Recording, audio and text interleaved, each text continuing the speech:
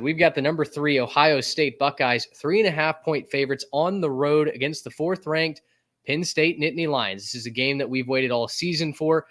It is crucially an 11 a.m. kick on Fox because the TV execs just refused to let us have nice things. I don't believe this is even, officially a whiteout. I haven't necessarily seen calls for whiteout-like conditions. I'm hoping we get that. But under the noon sky there in Pennsylvania, not quite as intimidating as if Ohio State was walking into the middle of Happy Valley at night.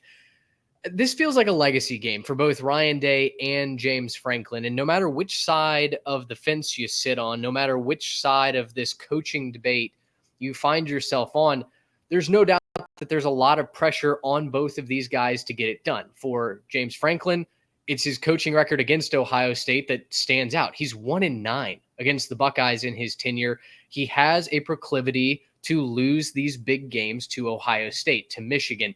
Can he get over that hurdle this weekend? On the other hand, Ryan Day, he kind of only loses to Michigan, right? He lost to Oregon, and that was his 4th ever Big Ten conference loss. But this is a game that feels very losable for Ohio State, given the fact that the Buckeyes really aren't clicking on all cylinders. When you look at this game, do you find yourself more gravitating towards what happens if Ryan Day loses or what happens if James Franklin can't get it done? It's funny because we all on our show entered the season thinking that this was kind of a, if not now, win season for Ohio State with regards to winning the Big Ten, winning the national championship, getting over that Michigan hump. You got the talent. Much has been made about the $20 million roster, right? If not this season, win this week. And I know I'm totally overreacting to the Nebraska game, so let me just get that out of the way. This week, it almost feels like the narrative has shifted to James Franklin, if not now, win. It feels like Ohio State's vulnerable. You've got the offensive line issues. You've got the run game that's really struggled, especially in clutch spots. It feels like the narrative has shifted to, if not now, win for James Franklin. And I'm starting to get bought up into that hype a little bit. Now, there's a very real chance that we have just completely overreacted to Ohio State playing a close game. They've been known to play a close game or two over the Big Ten schedule in the past and then come right back and be their normal selves. And that was a good, well-coached team in Nebraska, regardless of getting blown out by Indiana the week before. But there's a lot of cracks in the armor for Ohio State seemingly this year. I mentioned the offensive line. Here's the key stat for me.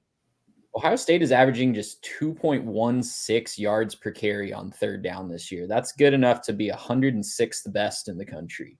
Yikes. When you got to be able to run when the other team knows that you're going to run, and you got to protect your passer on third down. So that incorporates both of those things, actually running the football and avoiding taking a sack on third down. With Penn State's defensive line going up against a beat-up and battered Ohio State offensive line, I think that's a really scary proposition for the Buckeyes going into Happy Valley. So I'm going to take Penn State in the points. It's a 3.5-point spread. Mm-hmm. I like the getting multiple outcomes here. I don't really see a world where Ohio State runs away with this one. Got to see Penn State's offense get an extra gear before and know what the quarterback situation is before I pick them outright. But definitely comfortable taking 3.5 here.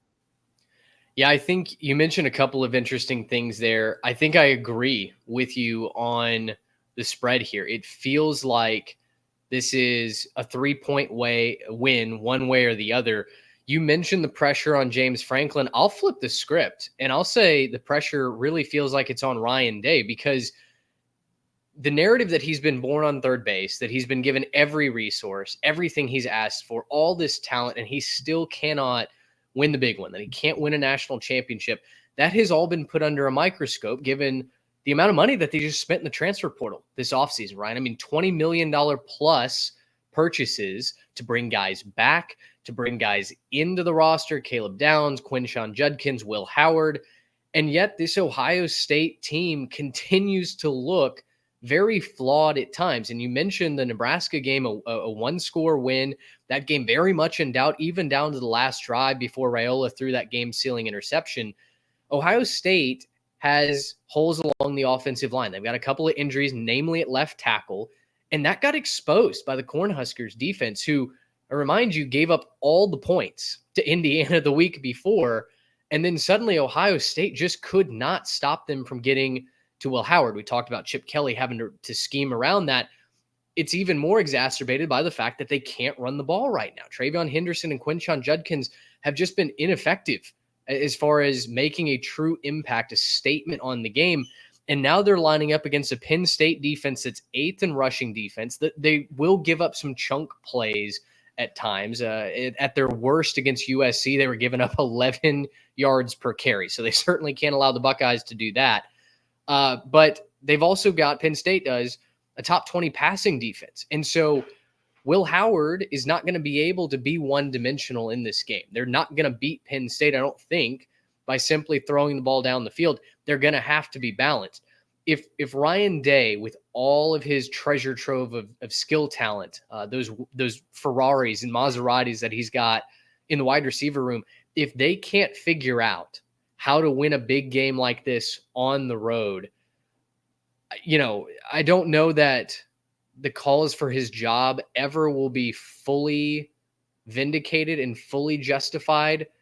But boy, they start to get a whole lot louder if he's not able to win this game against Penn State, against James Franklin, who you've had his number for these first several years that you've been at in Crimson, right? I'm nervous for Ohio State. I feel like there's much more pressure on the Buckeyes team as a whole than there is Penn State. It feels like if Penn State loses this game, maybe it's due to the backup quarterback. Bo Pribula came in and gave Nebraska a spark last week, or Penn State a spark last week against Wisconsin, no doubt. But the defense also helped with that, right? The pick six from Jalen Reed helps them get off the mat. I just wonder if there are maybe some more built-in excuses for Penn State this week than Ohio State, even given the injuries. Well, the built-in excuse is this is what James Franklin does, right? Because if we're betting on Penn State, you laid it out at the beginning of this segment, you're betting on the guy that's 1-9 against the team that's going to be across the sideline from him next week. So it's a tough bet. It's a tough sell, honestly. And there's a lot to be said about just the consistency that Ohio State's had. So, but when you're talking about the level and just, it was a true national championship or bust year. And if they lose this game, there's a very real chance they're missing the college football playoff. Those are the stakes this week for me. There's going to be a real quality win issue for Ohio State, and they still have to play an undefeated Indiana and a Michigan team that, while they're down this year, has already beat them 3 times in a row, and Ryan Day has really struggled with. So they are really going to be on the ropes if they lose this one, and the calls are going to start to be justified. We've all laughed at Ohio State for being spoiled the last couple of years, but the calls are going to start to be justified if they can't get it done this week. And if they eventually go on to miss the playoff because of it, that would just be absolutely inexcusable. I want to give you a keystone stat because I think this is what's going to decide the game this week. 3rd downs. Cliche. I get it. But something's got to give here. Penn State is 10th in the country at converting first downs overall. Ohio State is 1st in the country at surrendering first downs. Penn State's tied for 7th in 3rd down conversions, and Ohio State's 20th in 3rd down defense. So can Penn State stay on the field, keep that offense of Ohio State off the field, and control the game that way? That's what's going to be deciding this game. For Penn State, we build up this case that Ohio State might be mortal. If Penn State is able to win this game, they're 4th in the country right now. They move into the driver's seat right next to Oregon to meet in the Big Ten championship game. But what would this do to Penn State's legacy, their playoff case, their national perception heading into, their first chance to really make a college football playoff and go on a postseason run? I don't think you could say enough about what it would do to the perception of where they're at. It would seem like they had climbed a mountain and figured gotten a big monkey off their back, right? Because we've mentioned it several times already. This is where they've always run into. They've been a solid 9-3, 10-2 program under James Franklin, but not getting over the hump. This would signify that they're over the hump and ready to contend, not just for a Big Ten title, but for a national title. Because if you can beat a team as flawed as they are right now, seemingly, if you can beat a team as talented as Ohio State, you can theoretically beat anybody else that's going to line up against you this year all the way to the national championship game. And their schedule after Ohio State is manageable, is putting it lightly, Mitch. It's Washington at home, at Purdue, at Minnesota, and then Maryland at home to close it out before they would then theoretically meet Oregon or Indiana in the Big Ten championship game. So the sky's the limit if they can get past this one. This is the big hurdle that they haven't been able to get over, and the national conversation about Penn State would shift overnight. A couple of things that I'm watching for Penn State quickly. Even though they have a great defensive line, they've been really good at stopping the run. Their pass rush has actually struggled a little bit this year. They have a low sack and pressure rating. Tackle for loss numbers are not impressive. I wonder if we see those elevate against a banged-up Ohio State offensive line. Again, make Will Howard make quicker decisions, get the ball out. The other thing that Penn State has not done particularly well this season is the explosive play, whether it be passing or rushing. They're one of the worst teams in the country in explosive plays over the course of a game.